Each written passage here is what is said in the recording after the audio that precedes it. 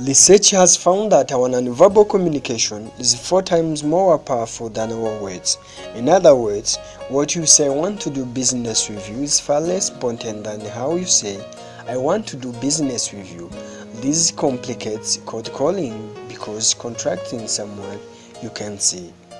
Let's look on this about 3 choices: internet, social media, cell phone. I can use cell phone because it's more productive. I have outlined 9 successful phone strategies you can use for Inepu.com. Quality videos when you need them.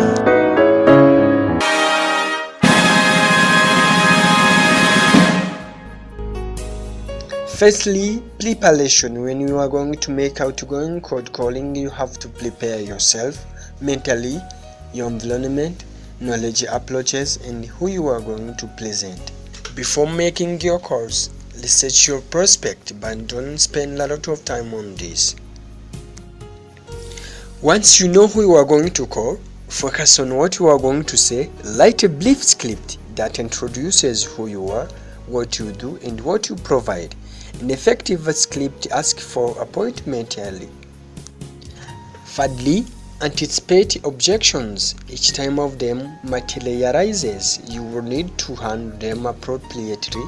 Most objections are common to all sales situations, so you should have little or no trouble listing them out. Lastly, get positive and get calling. Attitude is everything. Therefore, you have confidence in your ability to provide value.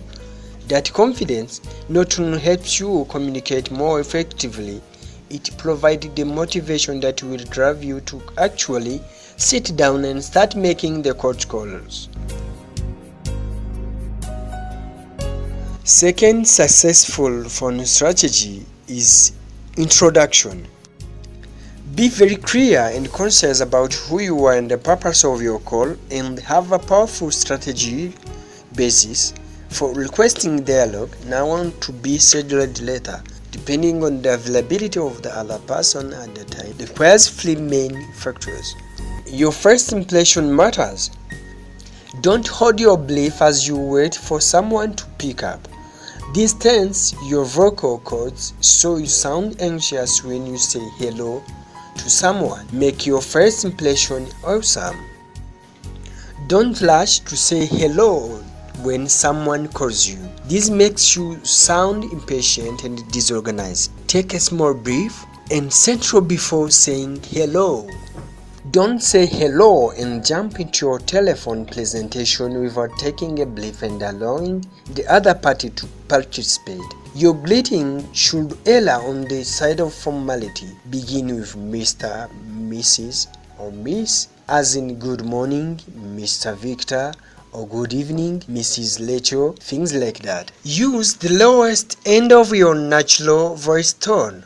Sometimes people increase their volume too much when they are excited. This makes people feel like you are yelling at them. While some volume increases is okay, try to keep it level.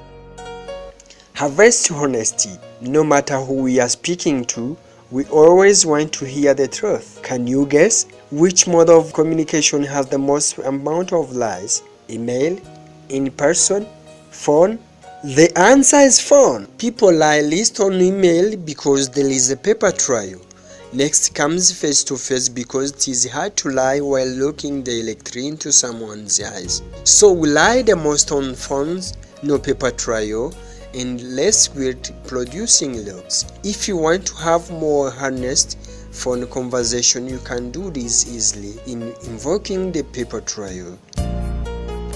Third, introduce yourself and your company. For example, my name is William from Inepu Limited. We are a local firm that specializes in intervening in your conferences like yours conference that you will host in this month. Don't get too specific yet. Don't mention your product. If you do, that allows the other party to say, "Oh, we are happy with what we have got. Thanks anyway," and hang up. By keeping your introduction general yet mentioning a benefit, you will pique your prospects' curiosity and keep them on the line longer. Now, questioning. Help Facilitate and enable rather than assume. Sell and push. Prepare and ask good facilitative questions which help the other person to see the situation more clearly and which invite them to consider and explain how they decide about such issues. The fourth successful phone strategy is objectivity, the mark of advisor. Do not sell. Remain fair and neutral.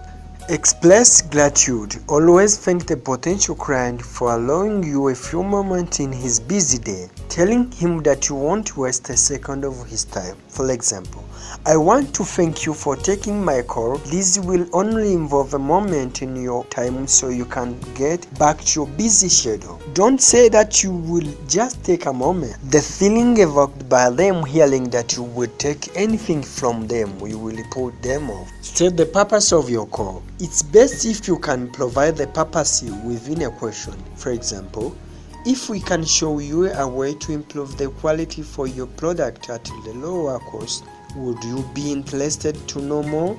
This is very likely to get a yes response. At this point, you are ready to start selling an opportunity to meet this person or to get their permission to provide them with more information. You are not selling your product yet, you are selling what your product will do for him. I invite you for the second part of cold calling techniques. If you want to see more, just click subscribe. Inepu Team, let the world know.